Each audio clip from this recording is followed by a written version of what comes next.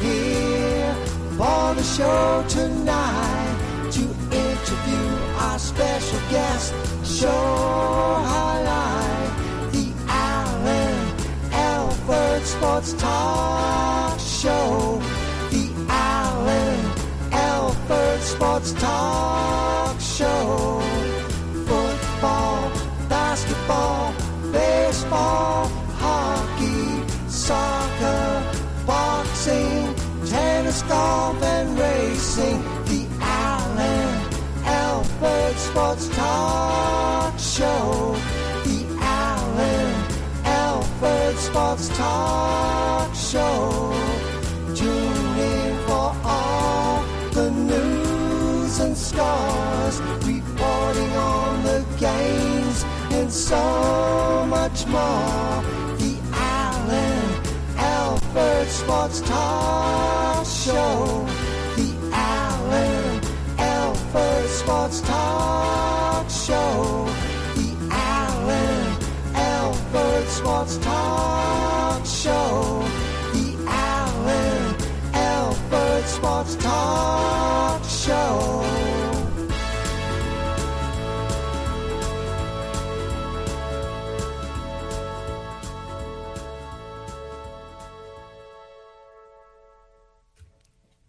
Welcome, everybody, to another wonderful episode of the Alford Sports Talk Show. I'm Alan. Buckle your seats. Get ready. We're going to have a fantastic Friday night show for you, like always. And, man, it's going to be spectacular. It's going to be spectacular.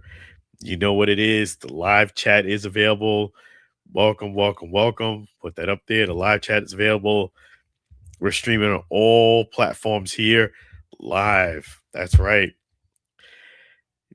No other way to do it, but just go ahead and do it. That's right. So, yes, I wanted to go ahead and dive right in. We're going to go ahead and start the show. That's 2 weeks in a row, starting the show with boxing. And reason why is because you know what it is? We got something to talk about, get off our chest. And you got some, it just happened like this, where week to week, there was two things that happened that kind of surprised people. If you haven't heard already, if you haven't checked in, guess what? Terence Bud Crawford has announced his retirement, that he's retiring from boxing. He said he had nothing to prove. He's approved everything he set out to do in the sport of boxing, and he is moving on. I'm calling, yeah, right. I do not believe this retirement at all. And why do I say that? Is because when my man, Terence Bud Crawford, which I mentioned a week or so back, that when he did his rant, it was nothing but, I said it, quote unquote, smoke screens and garbage. And this retirement is another smoke screen and garbage. That's what it is, folks. It is not a true retirement. Let me break this down for you, okay? What this is a ploy and a positioning ploy to get more money for the rematch with Canelo. That's what this really is, okay? That's what it is. Because if you have to beat over a sanctioning body, the WBC, which I went into all those details. You can watch the videos that I have on social media, watch on YouTube. I articulated why I feel as if Terence Bud Crawford did the WBC shady. And as one of my TikTok fans said, quote unquote, one of my TikTok fans said it, just cut to the chase. They basically said Terence Bud Crawford did a dine and dash. And to sum it up, before I go into details about this retirement, I'll say absolutely right. My fan was correct. It's a dine and dash, a short version of stating what he did. But I would even say he did something worse than a dine and dash.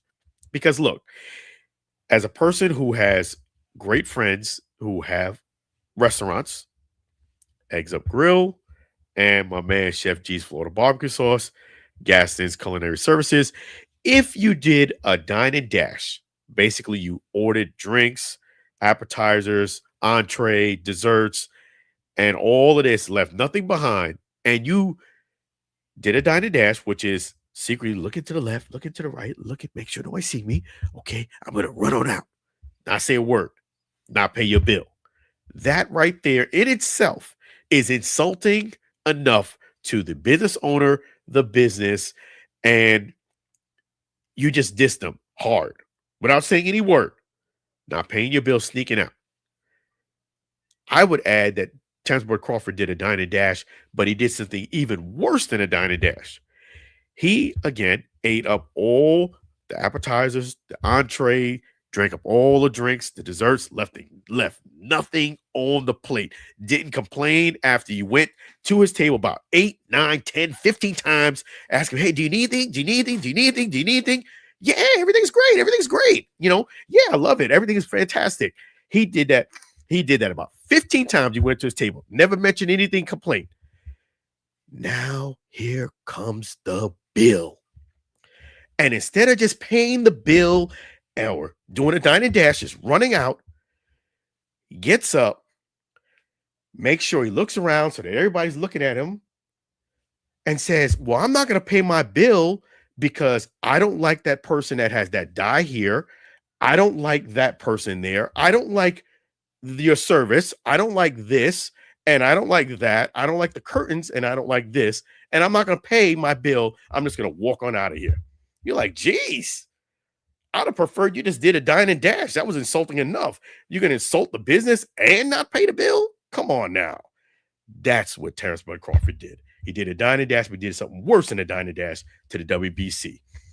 Not to mention that 75% of that $300,000 that he did not pay, 75% of it was going to 225 of it was going to go to a good cause to pay it forward for boxers, a gold star for boxing. If you want more information on those videos, go ahead and check me out on all social media platforms. Now, here comes his retirement. This is another smokescreen and garbage by Terence Bud Crawford because it's a ploy to get more money. Now, there are some difficulties with him doing a rematch with Canelo. Let me break that down a little bit for you. Since he did stiff the WBC not once, but twice, let me be clear. He didn't do it just with Canelo. With the other fight that he did not pay, Israel Madrimov did the research even before coming on to the show. He didn't pay that sanction fee, which is about $100,000, as well as the $300,000 for Canelo. So he did it. He stiffed him twice, did a dine and dash, and insulted him twice. Now, here comes this fight with Canelo, which they were negotiating on, and they were talking about, doing the rematch. Crawford would have problems doing a rematch because first and foremost, number one, it wouldn't be for undisputed because Crawford doesn't hold the WBC belt anymore. He lost the belt because he stiffed him on that $300,000 and $100,000. But in terms of what they took the belt for immediately was because it's $300,000 that he refused to pay. So if you're Canelo, you're not even rematching him for the same terms you did in fight one, which allegedly Terence Bud Crawford made $50 million for. So if you just go ahead and fight him and you're Canelo, you're not going to even fight for an undisputed fight. That does hurt the marketing of the fight because even if you just say undisputed, just having that title, we're fighting for undisputed, brings in more ambience, brings in more marketability. Even if you're, casual fan, a big time fan or what have you, it brings in more luster. That is you undisputed. Well, that's no longer on the table because Terence Bud Crawford stiffed the bill. So if I'm a business owner and I'm Mauricio Saliman, guess what? That $300,000 was 0.6%. Their typical fee is 3%. 3% of a fight that allegedly made $50 million, which is Terence Bud Crawford's portion of it, allegedly, is $1.5 million. So if I'm the WBC, you stiffed me not once, you stiffed me twice. And if you want to do a rematch with Canelo, guess what? I'm going to play hardball. If I'm the WBC, I'm not going to give you a break of 0.6% instead of my typical 3% fee. I'm going to tell you, you have to pay the 3% fee, plus you have to pay the fee of the other 2 fights you stiffed me on. That's what I would say if I'm the WBC. Why would I give you a break of 0.6% when you stiff me on that and you stiff me twice?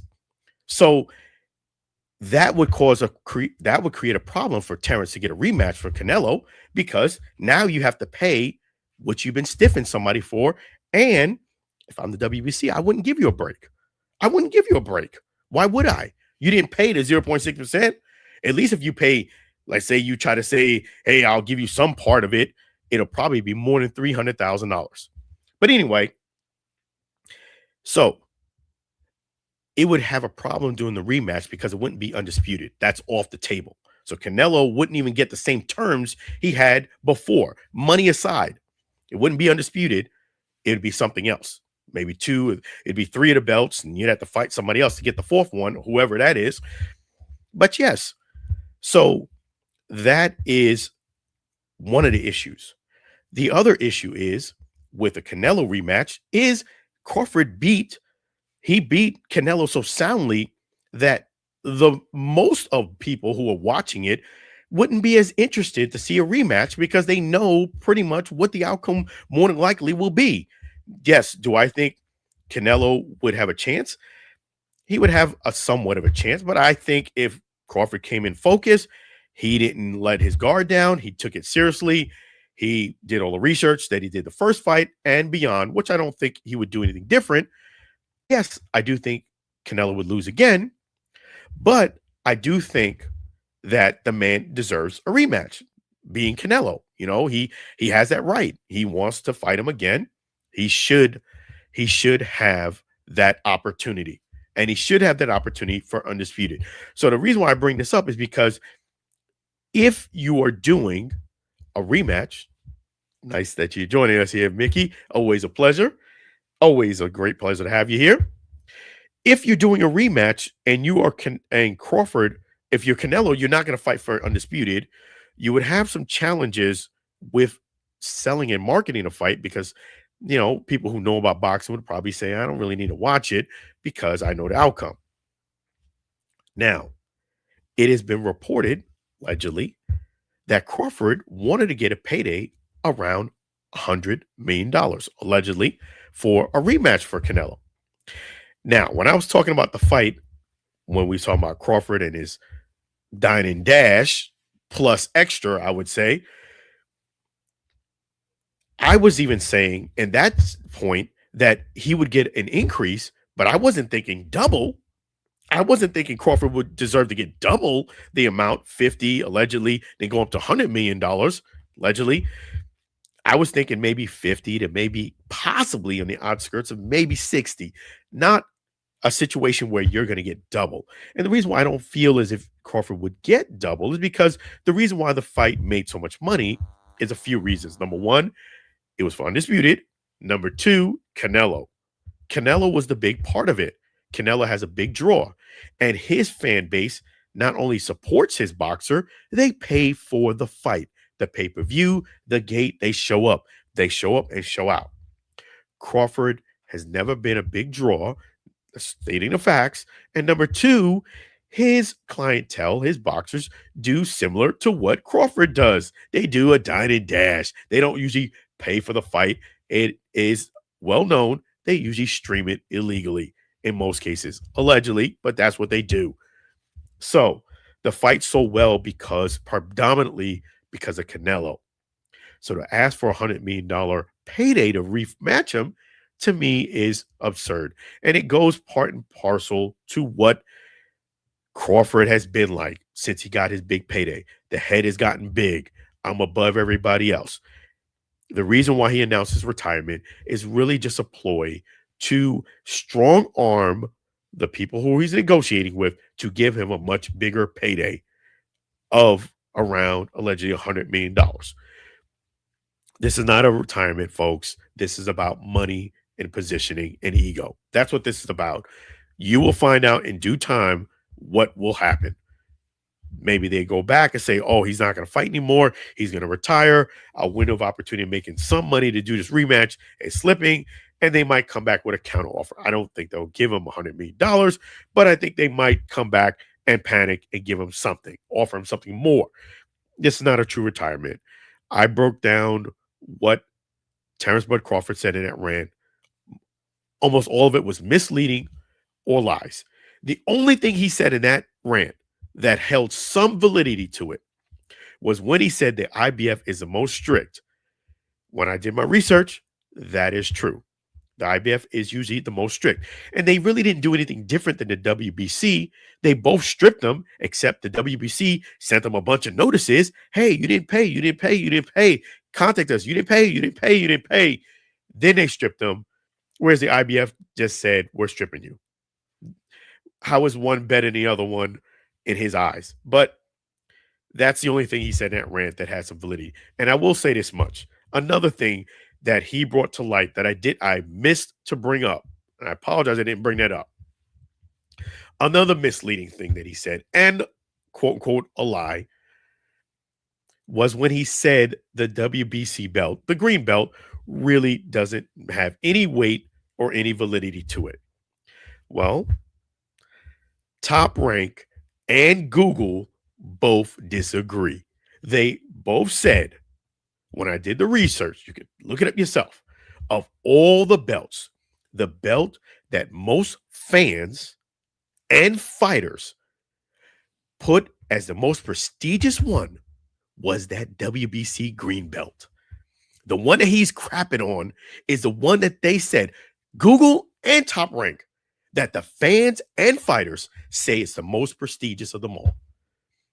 Folks, Terence Bud Crawford was telling you a bunch of lies, smoke screen and garbage, and he's doing that right now with this garbage retirement. This was, I'm trying to get more money, so I'm going to announce his retirement so I can strong arm you to pay me more. And again, if I was a WBC, you have to pay that $100K, you have to pay that $300K, and you have to give me my 3% fee with no cap. The reason, what I did say is when I did the research, the only sanctioned betting that does have no cap is the WBC. 3% fee of around $50 million, allegedly, is $1.5 million. They went and decided to give him a break of 0.6%. I would not give him a break at all. If I was WBC, why would I? You stiffed me $100K, you stiffed me $300K, and you insulted me. So I do think there are some roadblocks to a rematch. And again, he would have to deal with the WBC in order to include it to be undisputed like it was before.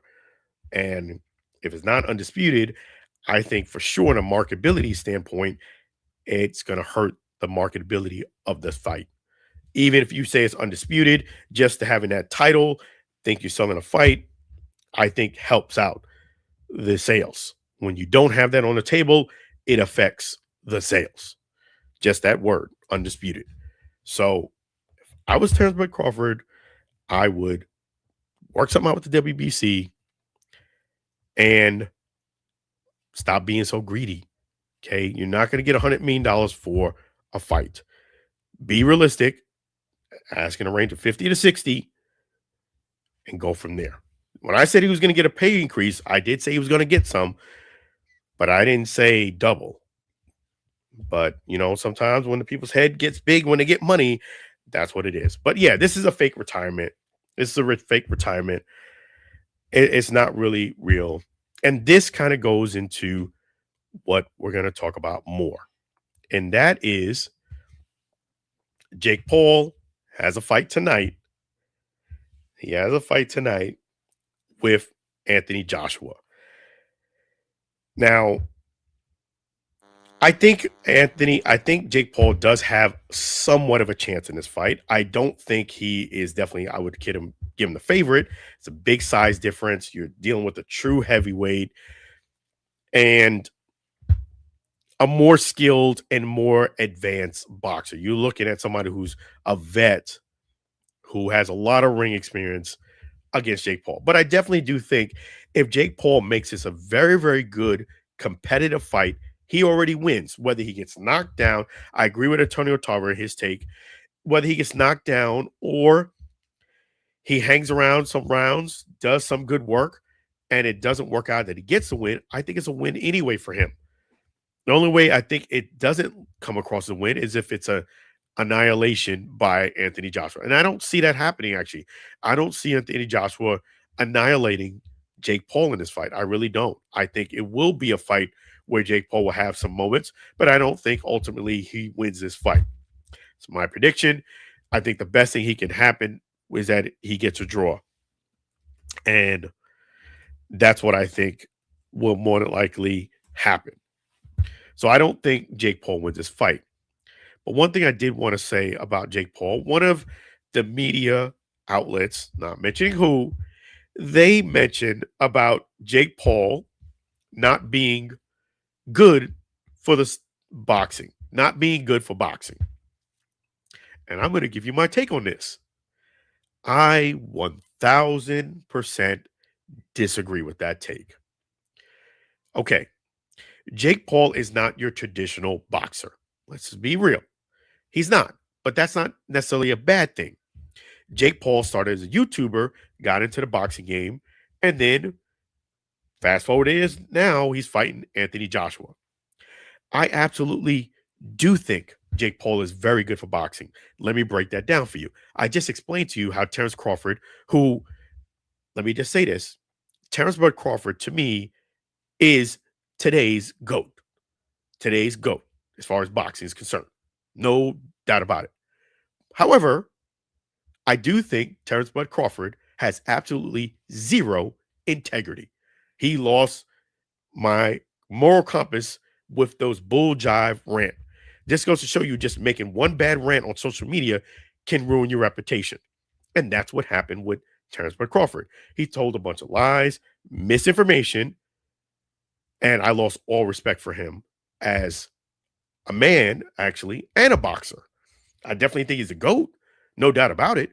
But you told a bunch of lies and misinformation, and you ruined your rep as far as I'm concerned. And yes, you do owe the WBC money, and you did take away from the Mauricio Saliman Fund, which you should have contributed to help boxers pay forward. Having said that, why is Jake Paul any different or worse than Terence Bud Crawford? Terence Bud Crawford now is setting up an agenda for a boxer to come up in the game and say, oh, yeah, it's okay for you to stiff paying your sanctioning fees. Terence Bud Crawford did it.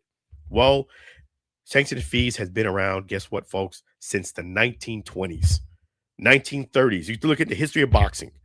It's been around that long. What makes my man so different than everybody else? So, having said that, Jake Paul is not doing anything worse to me than somebody who's supposed to be your GOAT in this sport did when he did that rant.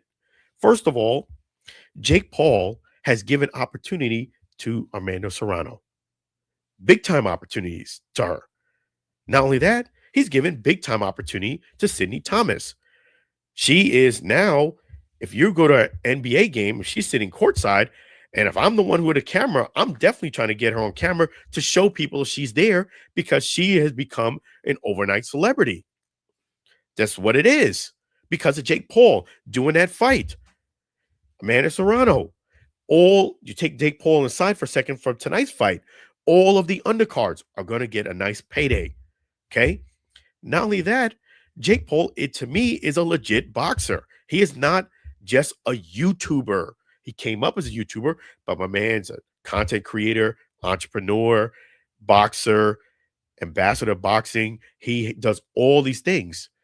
And sorry, but boxing to me is not the way it used to be back in the 90s. It doesn't have that same pizzazz like it used to. It has some boxing, some foolishness mixed with WWE, WWF stuff. Meaning guys just jump in the ring now when the guy's giving a speech, doing an interview, and say, I want to fight this guy. It's chaotic. Even the face-offs have become it's not like it used to be. It used to be like there used to be a level of respect. There is no level of respect now. It is a big time. I would say there's some professional boxing in there, but the majority of it is a circus. So I don't even feel like Jake Paul is in that category at all. So I think he's absolutely good for boxing. He brings fans to He brings fans in. Hey, all the boxers want to fight him. There's a reason. There's a reason why they want to fight Jake Paul. Okay. The thing is, if you're a beginner and you try to learn boxing in a gym and you want to fight Jake Paul, to me, as a beginner, you wouldn't beat him. You wouldn't beat him. Just like if you're a beginner golfer, you wouldn't usually beat somebody unless he had the worst day of their career. That's somebody who's intermediate or pretty good. You just wouldn't beat him as a beginner golfer. Same thing in boxing. You wouldn't beat Jake Paul if you just started getting in a boxing gym. You were serious. You wouldn't just beat him. Even tonight, I don't think Anthony Joshua would just blow past him. So Jake Paul is absolutely good for boxing. Ask Sidney Thomas. Ask Amanda Serrano. Ask anybody who's on the undercard to tonight's fight. Ask anybody who's on undercard to his prior fights. They will tell you the same thing. So yes, Jake Paul is good for boxing. And your GOAT showed that he had no moral compass whatsoever. Let's stiff the WBC, not pay a fund where 75% of it, $300,000. I made $50 million from this sanctioned body signing off on my fight, and I got a belt from them. But instead of paying them the $300,000 that I agreed to before the fight that helped me get $50 million, allegedly, I'm going to stiff them, not pay them for the other fight that I had with, Mizardov. I'm not going to pay them for that. And then I want to do a Canelo rematch, and I want you to give me the same deal you had before. And forget about the fact that I stiffed you twice. Come on, man. That to me is worse. Putting down a belt, a green belt, which, again, according to Top Rank and according to Google, is the most prestigious, is the green belt, the one he was crapping on. So, Jake Paul is outstanding for boxing and very, very good. There's nothing I don't see that he's doing anything that is really so bad about boxing. I respect the fact that he's got a hustle. He's different than what's traditional boxers. He's not afraid to fight people, obviously. Most boxers who are good, who have undefeated record, they don't want to fight somebody who's actually really good, who can actually beat them. They want to fight somebody who can't beat them or shouldn't beat them. They don't want to take the risk because they don't want to lose, get an L on their record. And then once they get that one loss, a la Floyd Mayweather type style, and Floyd never lost. Let me just make sure, say that professional boxing match. They feel like their career is over. And that's not really the case. So Jake Paul is absolutely great for boxing. And I took offense to that statement.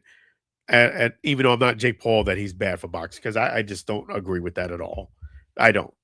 I think he's very good for boxing. And I do hope he puts up a very, very good fight against Anthony Joshua. But I do think, if I'm predicting it, it's hard for you to not pick Anthony Joshua in this fight. Heavyweight, has experience, a vet. He's not way out of shape or anything like that, over the hill or anything like that.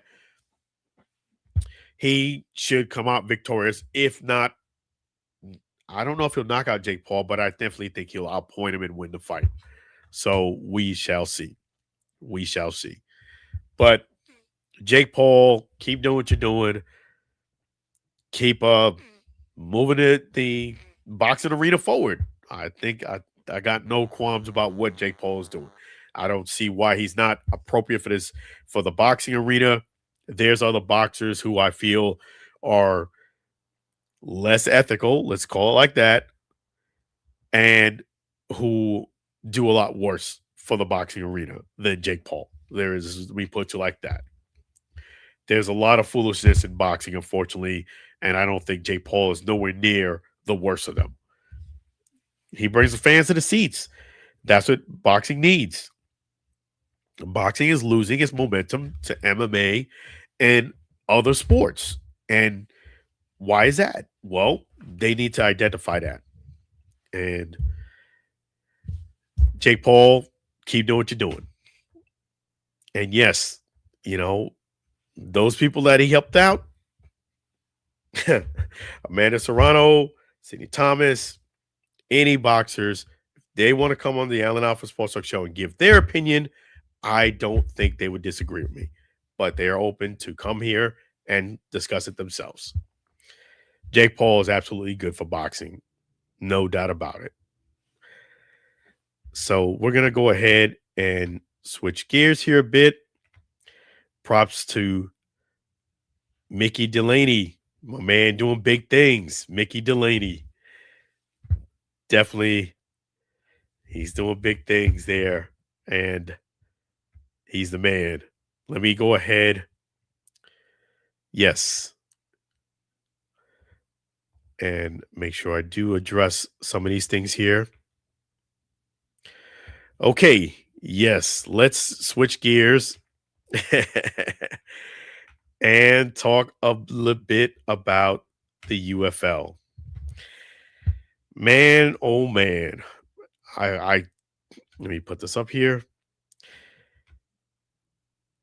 I thought I saw it all when it came to some of the changes and the things that are going on in the UFL. I really did. I thought that we saw everything, the new teams that's coming out, and we've seen all the changes. Boy, we have not even scratched the surface, and boy, was I wrong. The changes that are happening in UFL are radical. I mean, they are just, all right, so let's recap a little bit, shall we? You have 3 new teams: Columbus, Louisville, and okay, so, I got to pull this up here because it's like sometimes it confuses you. Okay, let me bring this right up here. Okay, yes, and we had teams that changed their names. Okay, so it is when they say revamp, there is a revamp. Orlando Storm. Okay, I don't know why that one slipped my mind, but yes, we got. I mean, now the Renegades are playing in Dallas. Dallas Renegades. You have the DC Defenders the same. Birmingham Stallions the same. Columbus Aviators, new team. They changed the name to the Houston Gamblers. Louisville Kings, that's a new team. Orlando Storm, a new team. St. Louis Battlehawks. So when they made those changes, we thought, hey, this is pretty much going to be the major changes. Nope. Push forward a month or so later, it's definitely a coach's carousel. I mean, we get new coaches in here. You didn't see that one coming. So let's start from the Stallions. Coach Skip Holtz did say in his statement that he is not returning in the 2026 season to coach the Stallions. But interesting enough, with Mr. Coach Holtz is that he said he's not retiring. He's not retiring. That's something to keep in mind for a moment. Columbus Aviators, they got, former player Ted Ginn Jr., Dallas Renegades. Coach Stoops said he's retiring. Definitely props to Coach Stoops. I am going to miss his weekly press conferences. I learned a lot about, football, the league, the team, just by doing a weekly press conference with Coach Stoops. Major props to him and congratulations on retirement. And then we have the DC Defenders. Coach Barlow did say he's coming back. Move on. Houston Gamblers. Nope. Coach is moving on. Louisville Kings. Don't know yet. Orlando Storm. Don't know yet. And St. Louis Battlehawks. We have Anthony Beck, who is returning. So, with the coaches that left and the ones that are coming in, okay, and I did forget to mention that AJ McCarron is going to be taking over the Stallions. So, congratulations to AJ McCarron on his hire of the head coach. And that's the thing that really trips me out. Like, you kind of at this juncture don't know what the league is doing or what their mindset is at this point, because you have 2 former players who, let's call it for what it is, don't have head coaching experience. And I'm not hating on that. It's just that is a radical change when you go from a Skip Holtz, 4-time champion, to a coach who doesn't have head coaching experience. Doesn't matter who it is, who the name is. It's a radical change. Okay. And those changes are, kind of like, wow, like they're head scratching changes. And what I surmise that I think is happening here with the coaches who are still have an interest to coach, example, Holtz did retire, but does want to coach, but doesn't want to come back to coach Stallions. We have Coach Stoops, who did retire. And then you look at it, Houston Gamblers said no, not returning. I just think it's what is happening here. It's that this is what they do in corporate America when they don't really want you to come back. They give you a lowball offer, or they give you a lowball offer, or they go ahead and include a lot of things that are extra that you didn't do before at a much lower rate of pay. And the reason why they offer you a lower rate of pay and why they add on these other requirements or take away things that you used to have is because, in a nutshell, they don't want you to accept the offer, and they more than likely know 9 times out of 10 you're not going to accept the offer because they really don't want you to accept the offer.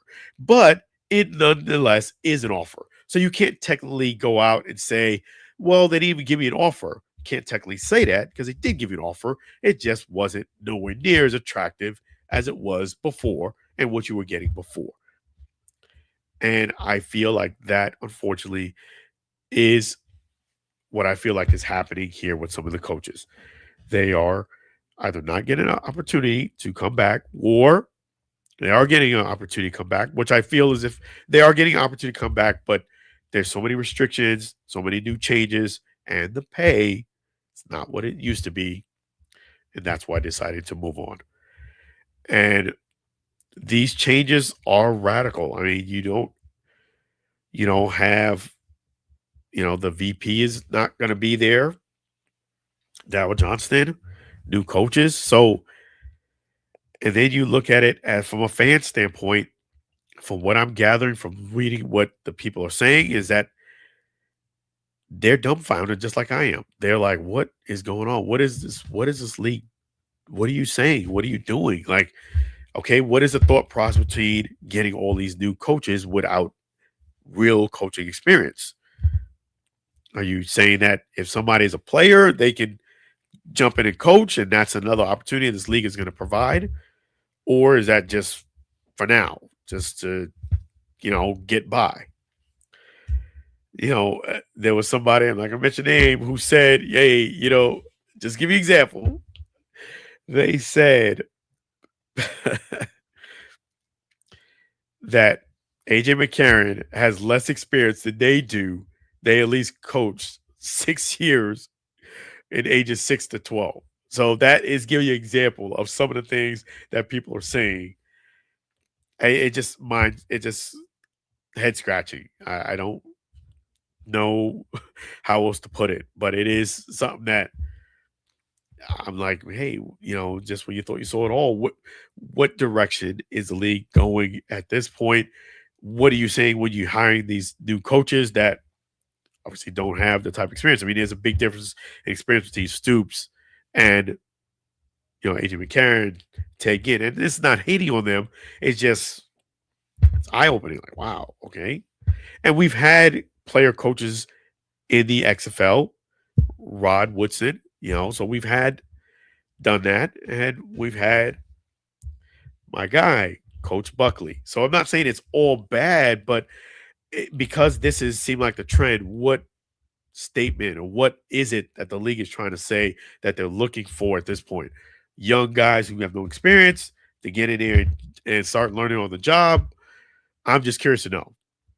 And I think the fans are curious to know too.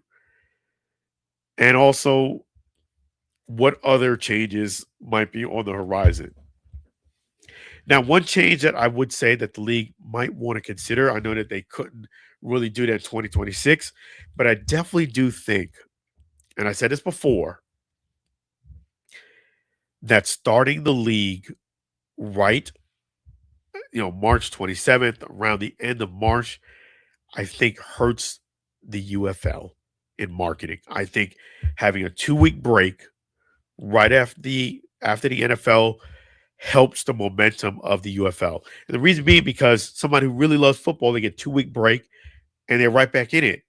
Instead of a cool down period of wow, the season ends early February, you have about a month, almost a month and a half of a cool down period. So I think if they can, if that is something that's attainable, maybe look into that. But I will definitely keep you up to date on those changes that happen. And I really don't have an answer myself to give you guys as to their thought process. And there's going to be some more coaching carousel changes because they haven't announced the new coach for the Dallas Renegades, the Houston Gamblers, the Orlando Storm, and Louisville Kings. So we will keep you up to date. But in the meantime, get those season tickets. Go ahead and log in.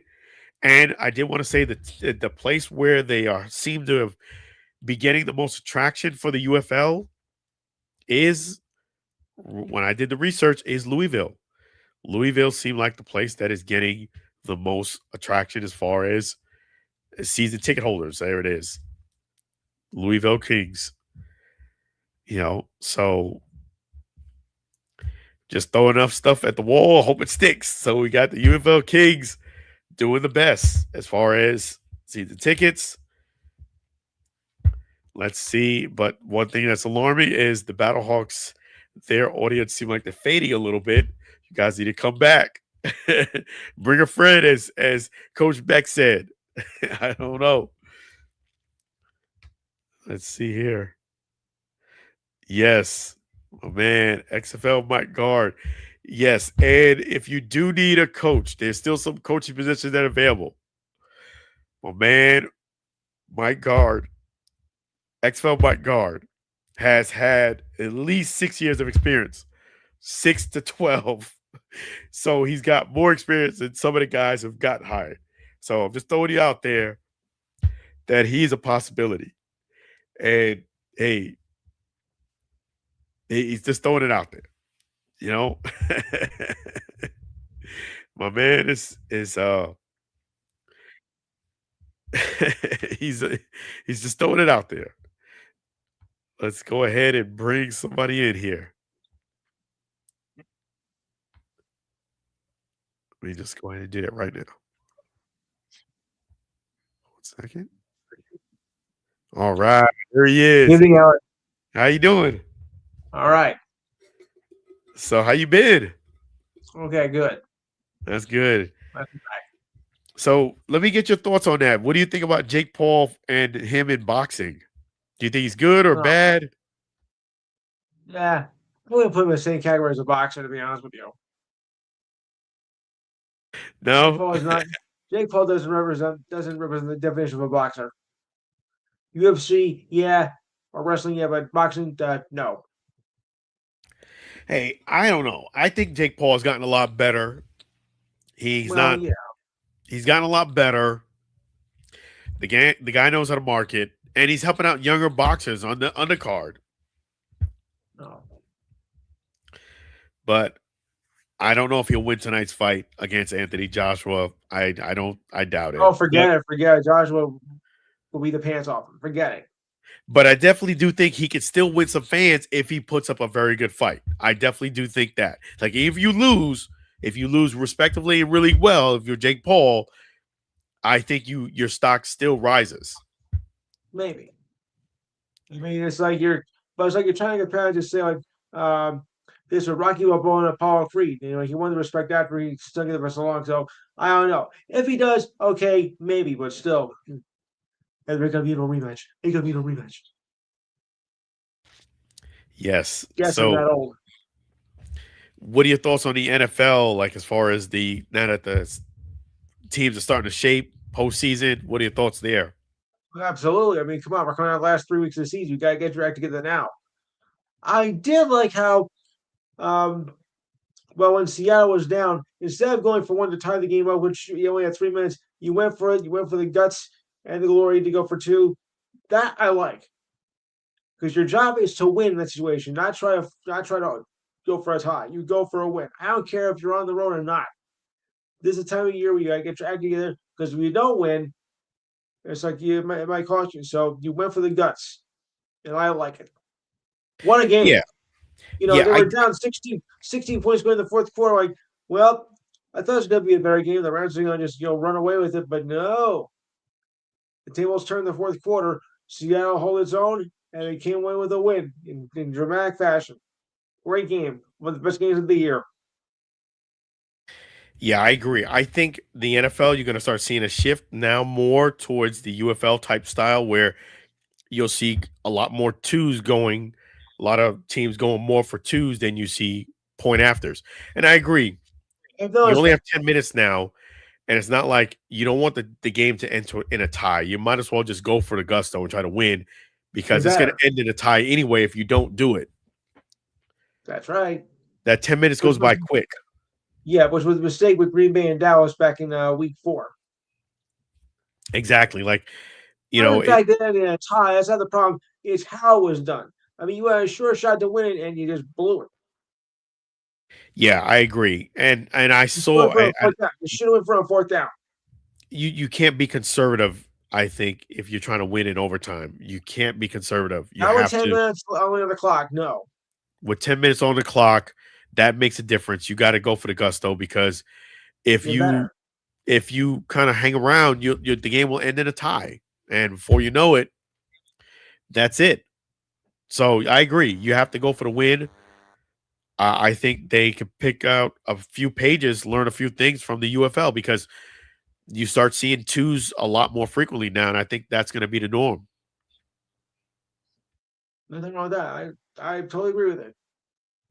Yeah, I agree. Go for the win, and big props to Go the for the win. Seahawks. Big props to them. I mean, for them, I was about to turn the game off, and I thought it was almost over, I think we all did. and they got a score. I said, "All right, not so fast, not so fast," and they hung in there. And when they tied the game, I knew they were going to win the game. I knew it. Did. I knew when they forced the overtime, I was like, they're gonna win this game because it seemed like things are going their way. And that 2 point conversion, Yeah. I mean, I still thought the Rams are going to win it, though. I thought they were going to learn from it, like, hold on to it. But no, I guess you were right. yeah, I picked the Rams to win the game at the beginning of the game, but they never gave the Seahawks that kind of like that knockout blow. And No, when you let a team hang around, you don't give them a knockout blow. Yeah, I feel like they can get up off the deck and knock you out, and that's what happened. just like Mama said, she's going to knock you out. That's right. I've been around a while, guys. I'm not that young as you think I am. I may No, look he's young, but not. I'm not that young. See, we got here James Griffin. Love your UFL takes. They're realistic and balanced. Yeah, Yeah. Yeah, I I don't know what the league is only doing. 98 days to go before the season starts. It's a carousel there. I don't know what they're doing over there. I mean, I'm definitely gonna Yeah. be covering the UFL. Still a fan of the league, but it's some head scratching moves that you're like, I definitely need to ask him what is the thought process behind these changes. Yeah. I So appreciate you, UFL's the James. rest of the year. Wow. Yes. Something like that. So, what are your thoughts about the UFL? Hey, there's no last another year, but here we are going to year 3 in this version. How do you like that? They got funding. They got plenty Yeah, of funding. They they obviously they got do. funding. And with the NFL backing them now, I think it makes a difference Yep. But you because know of what? the I see the NFL is starting to take little bits and little bits and little bits of right. the UFL. Unlike its predecessor with the UFL, which like because they were like I don't know, I would say the rival of the NFL, but they weren't on exactly the same page either. Yeah, because you're starting to see the 2-point conversion a lot more. We've never seen the 2-point conversion as much in the NFL. Now it's starting to become more and more norm. And also, the kickoff, that's UFL, and you got some of the kick and the Rams kicker, the thicker kicker. That's Yeah, from the the Stallions. It says here, I mean, we Birmingham don't know Stallions. which coach is protecting which roster of players for what city. Yeah, they Yeah, they said, just want to just say this real quick, that the rosters now would only have 10 players they can protect, unlike the past. So I guess they're trying to get parity in the league, which I thought the league had a lot of parity already. every league is But parody. but we're gonna get Everybody more. really knows that. But I definitely want to hear what you got cooking for Well, tomorrow. before I do that, I just want to mention I don't know if you followed the NBA Cup, but that was another turnaround there. The Knicks thought, well, I should say, they were down by as many as 16, 17 points and whatnot, and looked like they were dead in like the fourth quarter. But they came back and stunned everybody, stunned San Antonio, and the Knicks came out to win their first title of anything since 1973. What a game! And last night's game was Indiana down by 16, going into the fourth quarter. They came back and won. And OG pulled a John Havlicek on. He stole him. He stole the ball. Yes. My apologies to Celtics fans everywhere. But But what what are a your thoughts game! about the cup? Do you like the cup idea? The in-game cup? I do. Not everybody's gonna like it or not. It's really it's really a matter of opinion whether you like it or not. But I think it's gonna be here to stay. I think it does generate more interest in the regular season because I think they need it. I mean, is it perfect? No, of course not. But then again, what system is? So either love it or hate it, or in between. But it's not going away, and it drew a lot more fan interest this year. Oh, okay, that's good. I'm glad you mentioned that, because to me, I just thought it was ridiculous to have an in-season tournament. But if it does bring in more fans and interest, I think that's a good thing for the NBA. I think they need it to The get some of the WNBA fans does it back. too, It says The here, I'm a W the diehard WNBA Spurs does fan. it. The college though. What about the NIT tournament to start with? That's in season tournament. That's true. Yeah. So maybe I'm being a little too hard on it.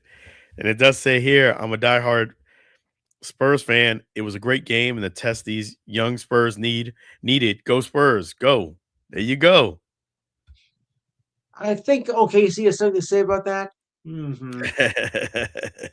So you make a good argument, but you gotta get through the Thunder first. But you did beat him, but you did beat him in the semifinal. So that's a moral victory right there. So anyway, on tomorrow's show, which is the last show of the year, we got a lot to talk about. In fact, I'm going to do the show in reverse because I'm going to do the football part in the first hour. Normally, I don't do that, but I want to get everything ready because I'm going to cover the all the college football awards, which I think it's the last week. We're going to do part two of the bowl game schedule, because the real big ones are going to start then. NBA Cup, the finals review for a special interest, of course. Any MLB offseason news, I'll bring that to you. NHL. I'll try to squeeze some college sports if I can with college basketball, maybe. And of course, UFC WE because we are fans of that. Thoughts and comments, the ridiculous side of the week, sports trivia, this Dayton sports history, the best and worst of the entire year, and holiday wishes because it is the holiday show. So if you call in, you can give your holiday wishes to friends and family out there. It's 4 to 6 p.m. tomorrow. 512-543-4662 is the number. Like and share the Facebook page. We're on Facebook Live. And remember, yeah, it is the final show of the season because I take Christmas and New Year's off, as I usually do. But I'll be back January 10th. We'll start 2026 as I start season number 9. That's awesome. You the man. And we have a question for you. What are your thoughts Yeah, about the Bama Oklahoma playoff? man, there's no right being there. I'm sorry. Now, I'm sorry. I know I'm gonna get a lot of flack for this, Well, look, they had 3 losses, Notre Dame had 2. I don't know what the system is with that, but Alabama has no reason to be there, even though they're winning right now. Thanks a lot, but they shouldn't be there. I, I'm sorry. Notre Dame should have gone in. Miami, yes, but Alabama with 3 losses, no. There was something fishy about that. I wonder who it was. Wow. So you think they don't deserve to be there? It was No, some shadiness. not at all. I don't think they deserve to be there. If they win, Yeah, I'm going to throw up. I would have to agree with you on that. I think there was more deserving Thank you. teams, and that is a lot of losses. And I just Yes. think that's one of the things about this playoff system that makes it tough is that you feel like there's favoritism, and this didn't help. This didn't help the Oh, case. there's favoritism. It's like the homie hookup. Who's getting the hookup this time around? You can bet Saban had something to do with this,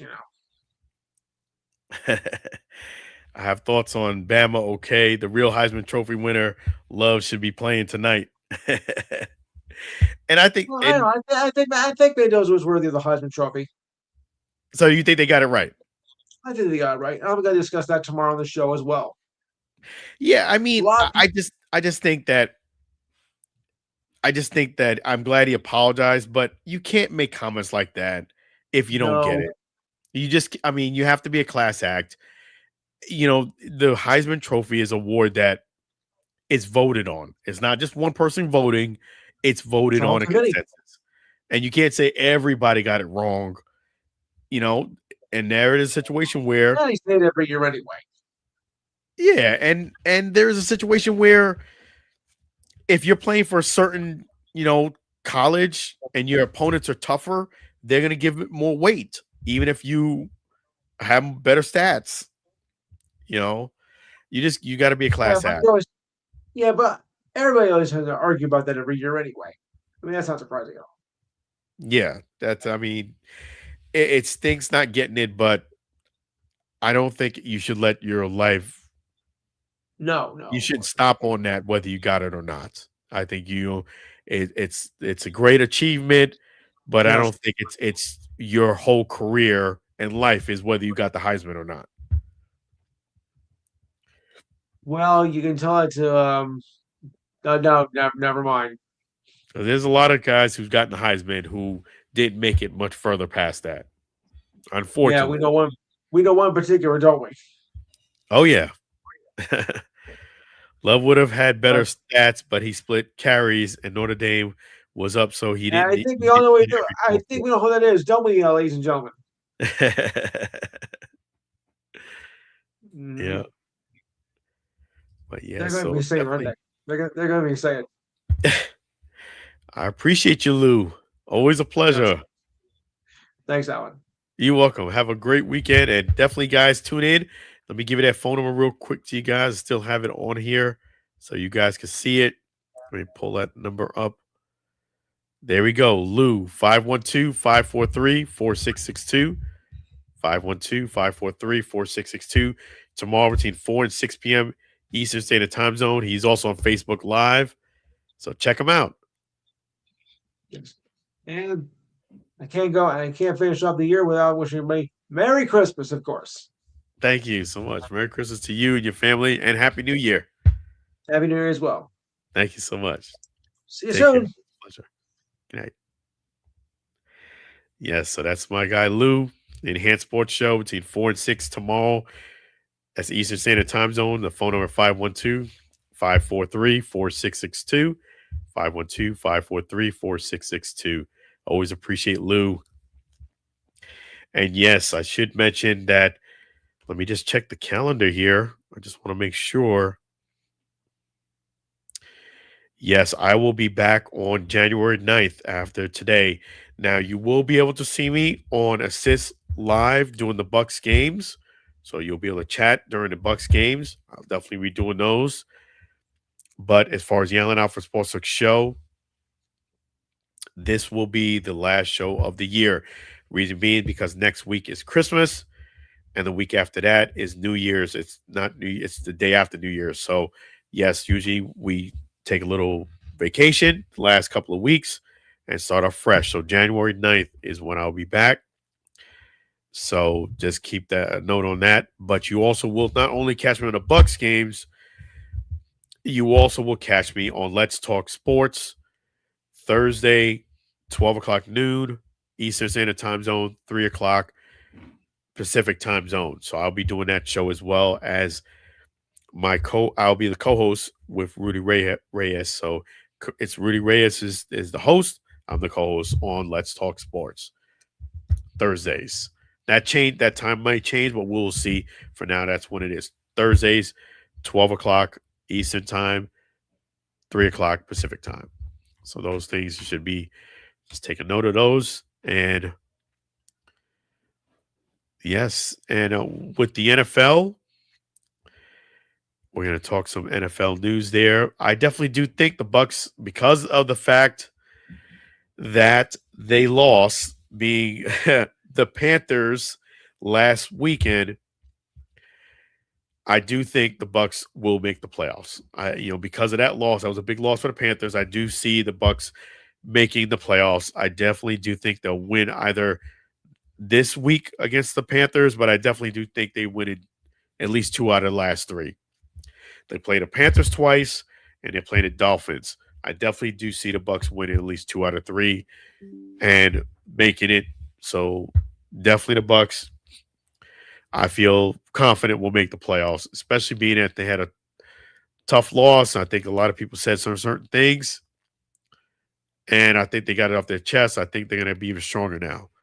So yes, I definitely see the Bucs making the playoffs. What they could do better as far as the Bucs, they can start playing better defense. Number one, get better pressure to the quarterback. Don't do all the blitzes like you did before.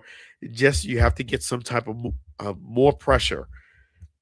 And on the back end, the passing game, you got to get more pass breakups. And it wouldn't hurt if you pick off a ball here and there. It almost seemed like we just tackle guys back there. That's it. But pass breakups and interceptions. And I think if they do that, they'll be just fine. Get more pressure on the quarterback, too. Let me go ahead and give you the predictions for this week. All right. So the Rams or Seahawks, I did have the Rams winning. They get that one wrong. Eagles versus Commanders, I have the Eagles winning. Packers versus the Bears, I have the Packers winning. Chargers and Cowboys, I do have the Chargers winning that game. Vikings and Giants, I got the Vikings winning. Let me just take a look here. Yep. Bengals and Dolphins, I have the Bengals winning. Bucs and the Panthers, I have the Bucs winning. Jets and the Saints. Man, I guess I got the Saints winning that one. Bills and Browns, I got the Bills winning. Chiefs and Titans, I actually have the Titans winning that game. Jags and Broncos, I have the Broncos winning. Falcons and Cardinals, that's going to be a good game there, actually. I got the Falcons winning. Raiders and Texans, I got the Texans winning. Steelers and Lions, should be a very, very good game. I think the Lions come out on top on this one. Ravens and Patriots, I have actually the Patriots winning. And the 49ers and the Colts, I have the 49ers winning.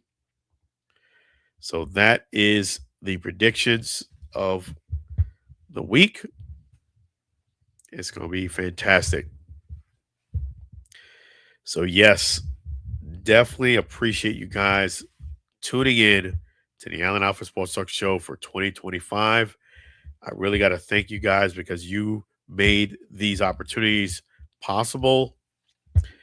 Definitely appreciate your support. Appreciate you guys chiming in, your likes, your comments. It really definitely tremendously means a lot to us. So really appreciate that. And definitely got to thank my guy, Sam Scola Songs. Let me put this up here for him too. Thank you, Sam Scola Songs and his wife, Mary. Appreciate them through 2026. All of Sam Scola Songs are available on YouTube and Spotify. You can reach Sam Scola. Now, this is for deals and opportunities, not for spam, please. No spam.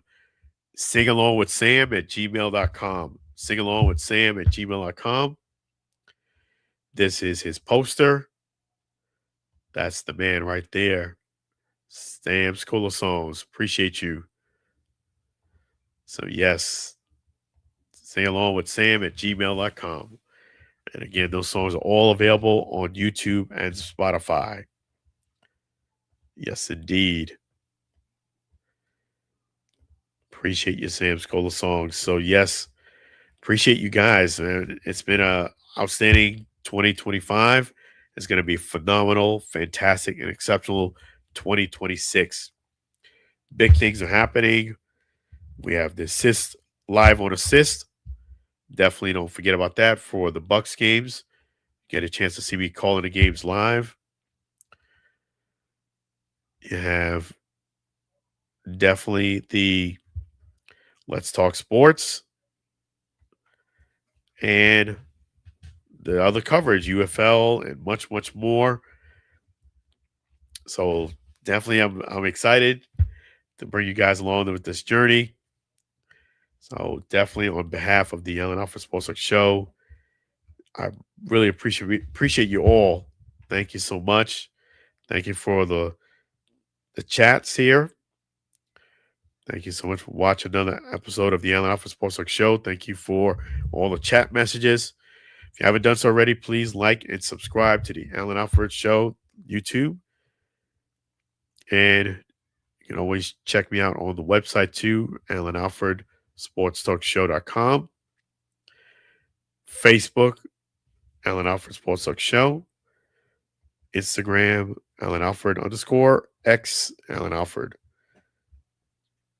So definitely have a great weekend, a great holiday season, and a blessed new year. I hope you Santa and definitely the birth of Christ, Jesus Christ. So definitely appreciate you guys. Make sure you be safe, be kind, be generous, and have a great weekend. Take care of yourself. Happy holidays, happy new year. Bring it in responsibly. Take care and be well. I'll see you January 9th. Take care for now.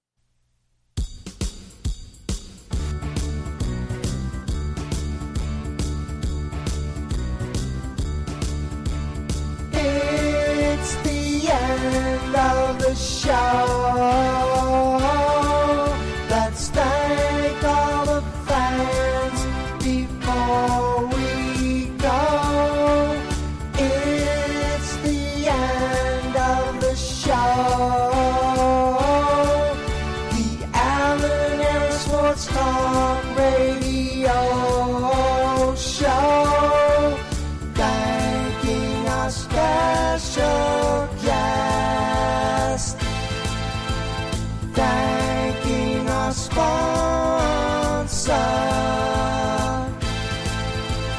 It's the end of the show. Tune in again for next week's show.